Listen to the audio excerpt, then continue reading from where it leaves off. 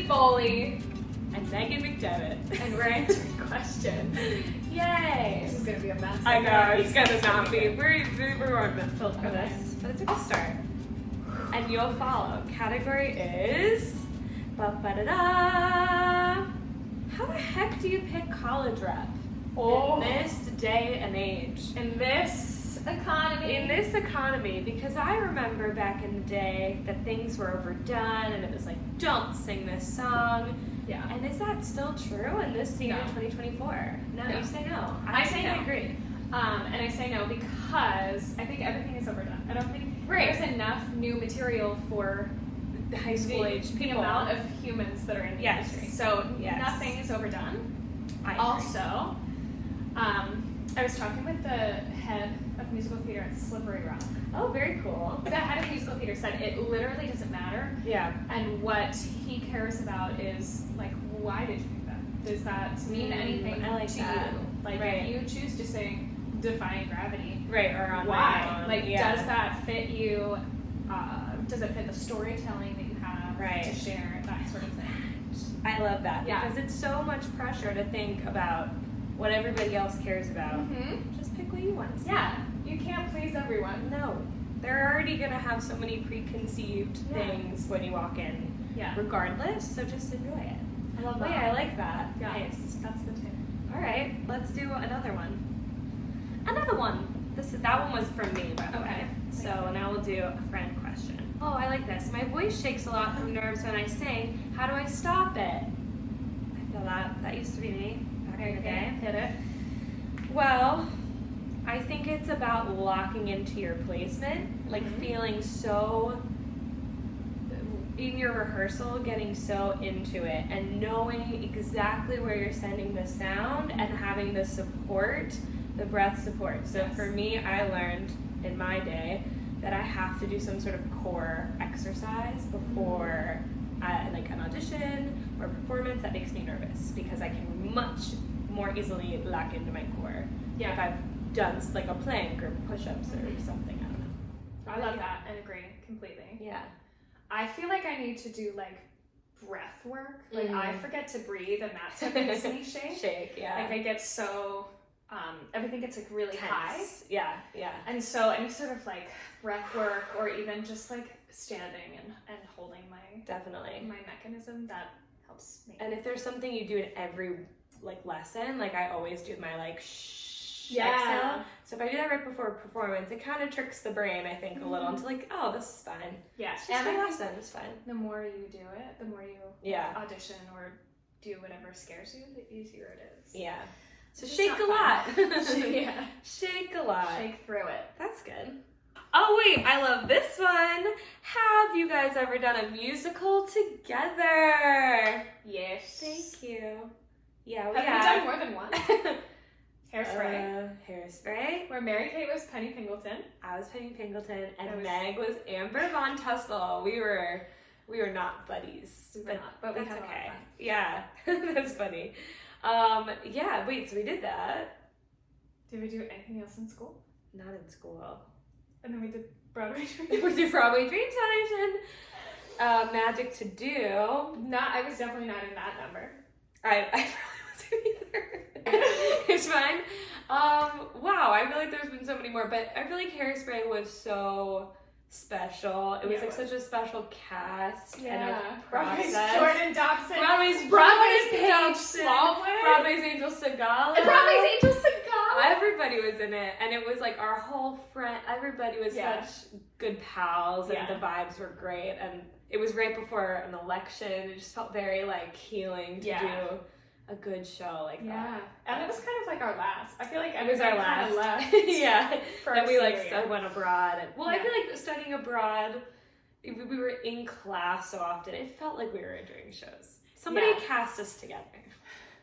Please. Okay. See you later. Okay. I'm 15 and I'm trying to get rid of the slight nasal in my voice. Any tips? Because when you're 15. What? I almost said 16. What kind of Swiftie are you? I'm a big one. That was really bad. I'm 15 and trying to get rid of the slight nasal in my voice. Oh. Well, why do you need to get rid of it? It's not a bad It's thing. my first thought. But I know sometimes that you do want to get rid of it, and that's fair. But Pinch your nose closed. Pinch your nose closed. That eliminates all of the nasal resonance, forces the sound through the mouth, and then you learn the muscle memory. So I'm not doing nasal right now. Right. Gorge. That's crazy. I actually do never do that in my own practice. I feel like I just forget about it, but that's a really good one. Yeah. Just pinching it Pinch your nose closed. and going for it. Yeah. Yeah. Or imagery. I like to use imagery. Mm. Like the sound is at your teeth. And that takes out nasal. It helps too. Okay. It doesn't always do it completely. Nice. But Sometimes it's nice to have a little nasal in there. Yeah. So it's like, yep.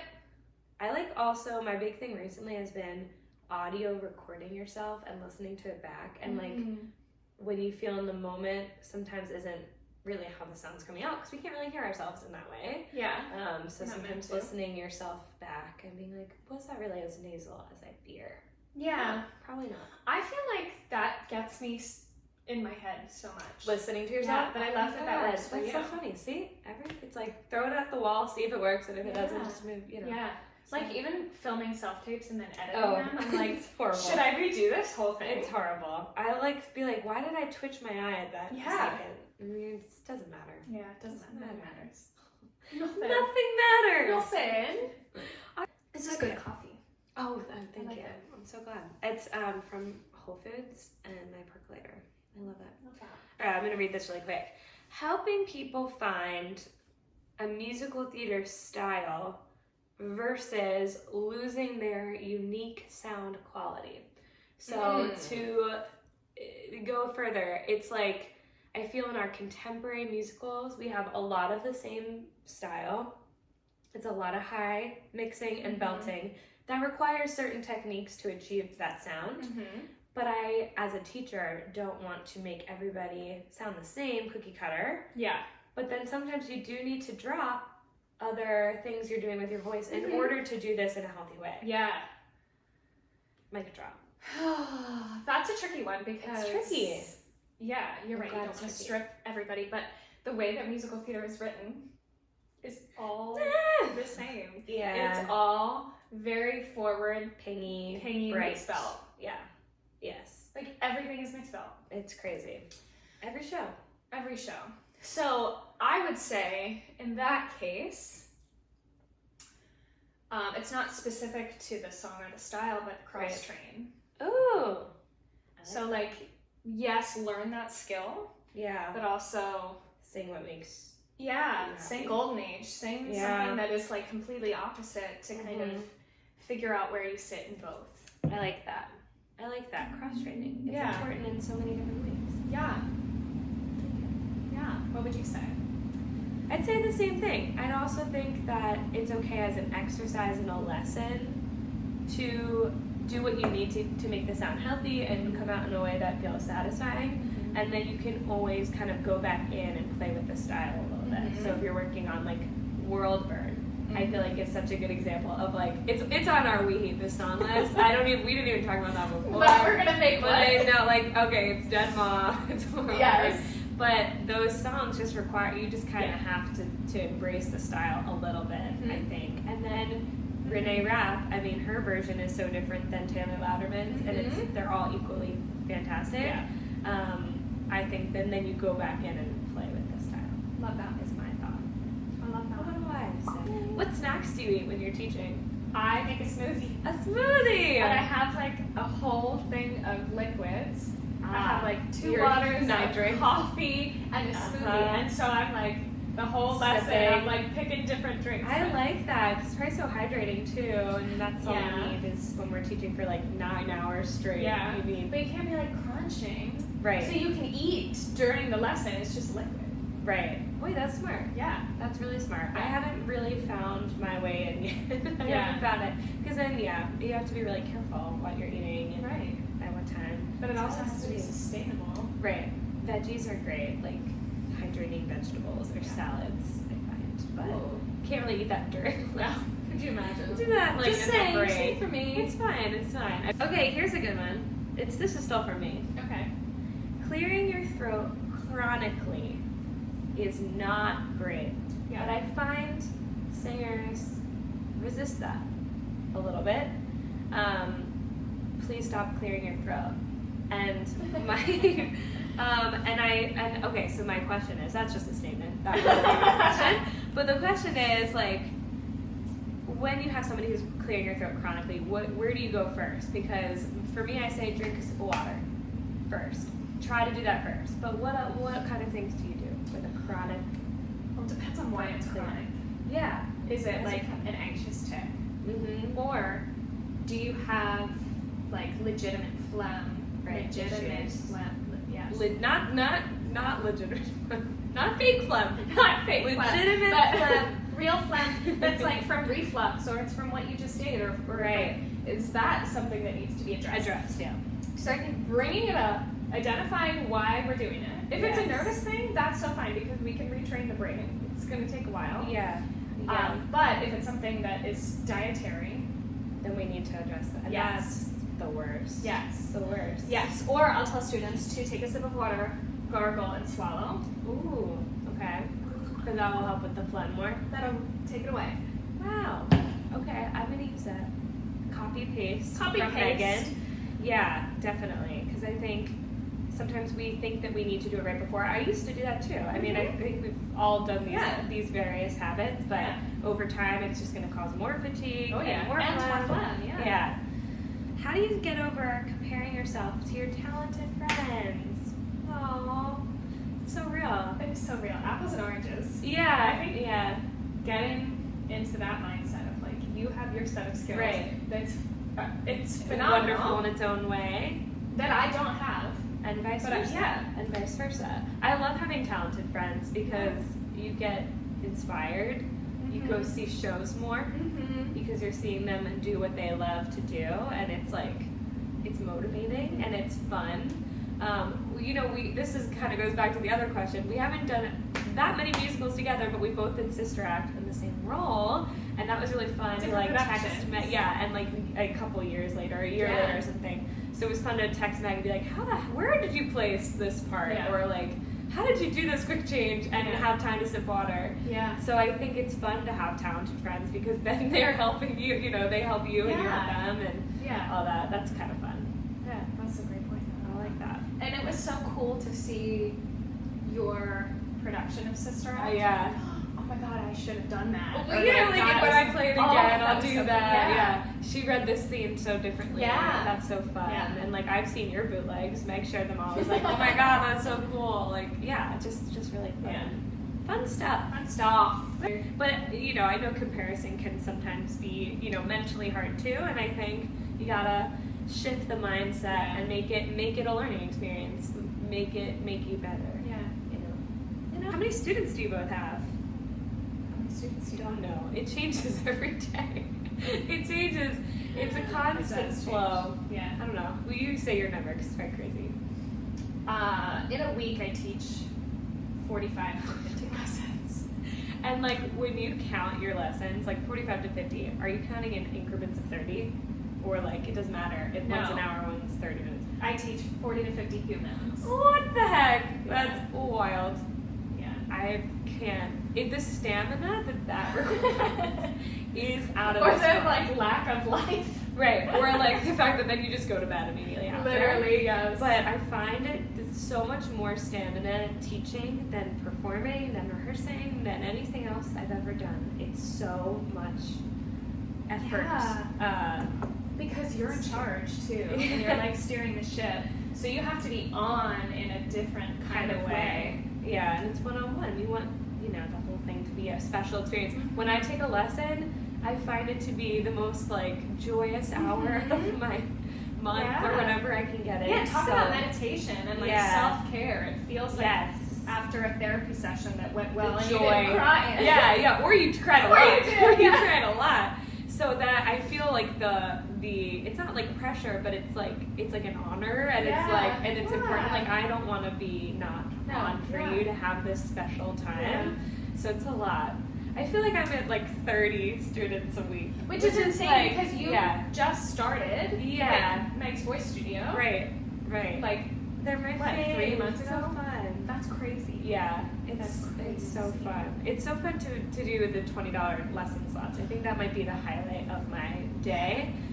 Just meeting like new people and from like all walks of life, from New York City, you know, people who are squeezing it in, which is awesome, or like people who are like doctors in a random state and are like, or on the other side of the world, right, which is so cool. It's so fun.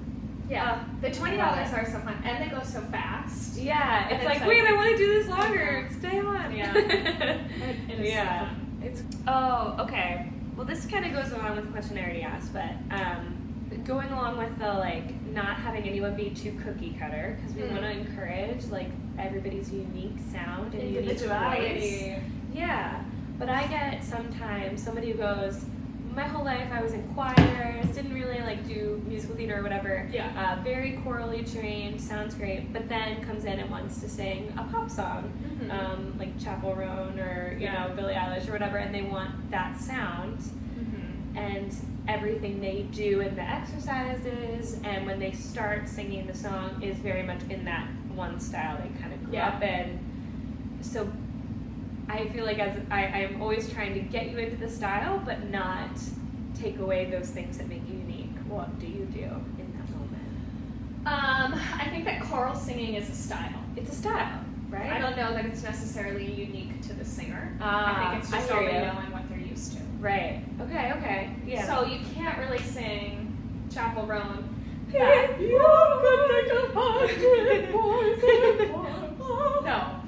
that would be. So that everything has to be more forward. Yeah. And everything. Yeah. So that's not necessarily taking away. Okay. It's just kind of a new concept. Let's find you in Chapel Roan. Let's find you in pop. I love that. Agree. What do you think? I think the same way. Because I always think, let's do it. Let's like achieve the sound first, and then we can like putz around with making it your own. Yeah. You know. Yeah. I love her. I love when anyone brings Chapel Roan into a lesson. That makes me happy.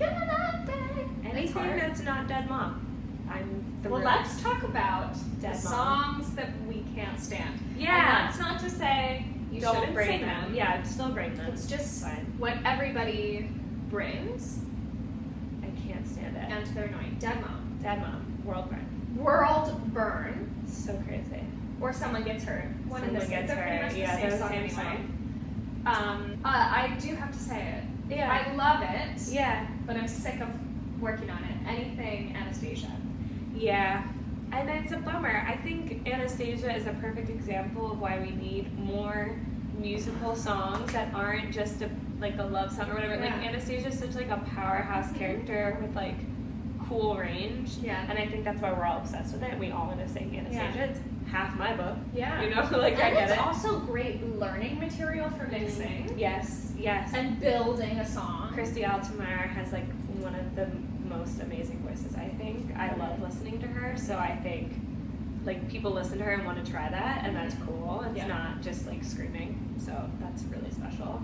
I think that's really, really something to be admired. Yeah. But I agree. Okay, what are your favorite songs when people bring in? So yeah, Chapel Roan. I like when someone brings in a golden age song that I haven't heard in so long. Yes. And that is so like what our college professors would do, and we'd be like, ugh, whatever. Like Yeah. I'm just bringing in like my ship from Lady in the Dark, but like it's that like, oh yeah, like I haven't thought about that, and that's really kind of fun. nostalgic. Yeah. And then I want everyone to sing that. Yes. Like, you know. Yeah.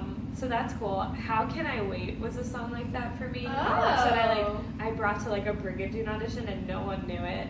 But there's a really cool Lincoln Center revival. Alexander Sosha, I think, does it. And now it's like a big on TikTok or something. I don't know. But now everybody's bringing in How Can I Wait, and it's kind of fun. I'm like, wait, this song is so good. Do you remember Brigadoon? I do remember Brigadoon. Dude, that's what we'd say. Oh God. Well, you were in the pit, singers. I was the pit. You were highlight of my career. Background vocals. Literally unseen. Yeah. I don't even know that they turned the mic on. She went to rehearsals for that, and they didn't turn the mics on. That was horrible. You did great. You were very, very good. Our friend Katie Corner was really good in it. She was. She'll be Broadway soon. She will be. She's like, if she sees this. We said it here first. Right here, mic drop. Right here. Yeah, what about you? What about songs that you like when people bring them in and you're like, yay, this song? What's it called? I can never remember the title. I know. When I Look at You from Scarlet Pimpernel. Oh, we don't know that. Oh my god, you should. I don't know that. I have suggested it to like everybody in the last Should I put it in my book? Yes, it's devastatingly beautiful. Okay. I love that. I love Chaplin. Chaplin. Yes. Your Boss. Rob McClure. I did babysitter. To Philadelphia. To Philadelphia, yeah. Oh, yeah. Chronic belting for ages, I'll say 14 and under. Mm-hmm. I want you guys to have fun. Yeah. I want it to be enjoyable. Yes. But you can't just do one thing. No. And you can't do it all the time. No. And I feel like the bearer of bad news when a kid who has a fierce belt, like, and maybe there's nothing even wrong with the belt, like the belt sounds healthy and well compressed, but you gotta get in some legit, you gotta work your head voice because pretty soon the voice is gonna change. Girls and boys, everybody, every human voice will change. And then you can't, I have so many middle schoolers that are just struggling with this change and it's tough. Yeah. It's tough. It is so tough. And would you do that regardless of if it's a drop-in, a weekly student? Are you saying, hey man, we gotta cross-change? Cross-train? Cross-train, yes. Yeah. Okay. When I started taking voice lessons, I was in 7th grade. Love. And my voice teacher would What was your first voice teacher's name? Mrs. LaRue. Shout out to Mrs. LaRue. Shout out to Mrs. And LaRue. Mrs. Gamble. Yay, Mrs. Gamble. We love her. Yes. Yeah. She would not let me belt. Wow. And I wanted to sing like Annie. Wicked. Wicked. No. Oh my God. I was already Hysterical. moved on to leading lady on Broadway. Wow. Of I was course. like, I am singing Idina Menzel, Wow. Sutton Foster, Mhm. all of that stuff. She wouldn't let me do it. Wow. And I was like, what does she know? Like, this sucks. She knows nothing. She simply cannot be right because I'm going to Broadway. Right. Oh no. But she saved my voice because she made me I sing can't even imagine. Gold Maid. She made me sing jazz. She Yeah. made me sing art songs, and I hated every second of it. But it was so good. Like the only thing that helped build my Yes. Mrs. Gamble used to call it our torture sessions. I feel like she'd be like, I'm torturing you. And like, it did feel like torture. Like totally, like doing scales and all Yeah. that stuff. I need to get back into it as an adult. Yeah, but you need it. Yeah. It's like, that's the foundation. It's so funny. I did not find my belt sound genuinely until sophomore year of college. And I remember that. Like the day, I feel like everybody in class heard it. The first time it happened, it was an accident, and it just came out. And we I were was like, oh crap! I was. and now you're like stuff. a fierce, It's like mostly what I do. belter. So weird. Yeah. But I feel like that had to be my journey because I feel like if I Yeah. could have belted in 7th grade, I absolutely would have been screaming Yeah. my face off all the time. Yeah. It wouldn't have been good. I remember when I first belted, it was in Broadway Dreams. Whoa. And I was in the Brand New You number. Were you there that year? I don't know. I remember you in Cinema Italiano. Which was so... Cinema Like Broadway's Italiano. Samantha Polino. Yeah, multi-Broadway. I just saw her in Was she in Gatsby. Oh, Gatsby. Yeah. How was that? Fabulous. Oh. Fabulous. Tangent. Anyway. Anyway. Do you know that song from 13? I didn't know where I was meant to be. No. Whoa. And I was in the bridge, and now I forget how it goes. But I sang it, and they were like, "Can you belt that?" And I was like, "Yes." Yeah, sure. Not knowing, Duh. and I screamed it. I probably have a video of it. Oh, So I if wanna I do, see it. insert video. Insert video here.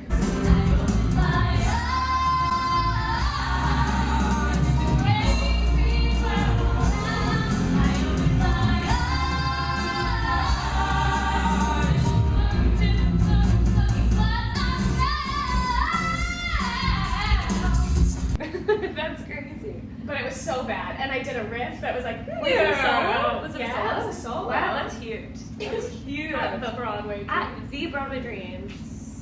That's crazy. Wow. Yeah. It's scary. It seems like like now as a voice teacher, I'm like, oh my God, please let your belting be healthy and nice, just because I see what happens when it goes wrong. Yeah, you get injured. What was wrong?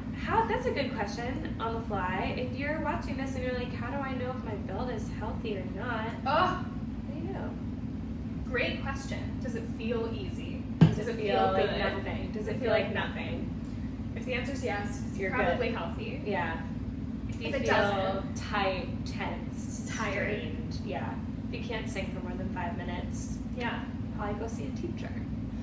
But like, period, I think if you're learning to belt, have Someone checking other eyes on it. Yeah. I think that's really important. Just like if you're going to the gym and trying something new, it's deadlifting. good to go with somebody who has an eye or Yeah. ask somebody. Yeah.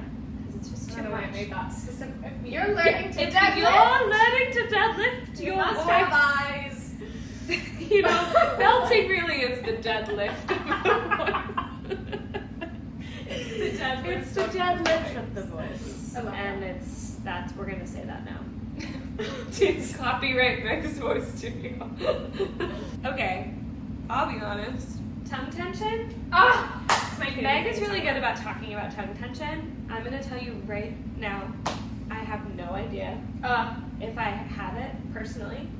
You would know. I can. And also, Julie would tell you. That's Our voice true. teacher. Our voice teacher now would be. That's true.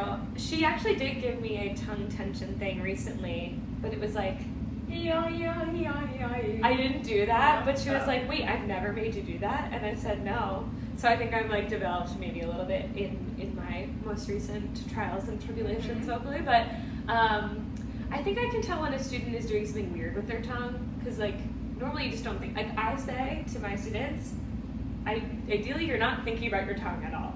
It's just like Unless you have to. Unless you have to. Unless Yeah. there's something wrong. So when they bring like, is my tongue doing like anything weird? And I'm like, I don't think so, because it would be very obvious, right? No. Oh, see, she knows stuff. No. So tell me what you listen for when you're trying to identify tongue tension.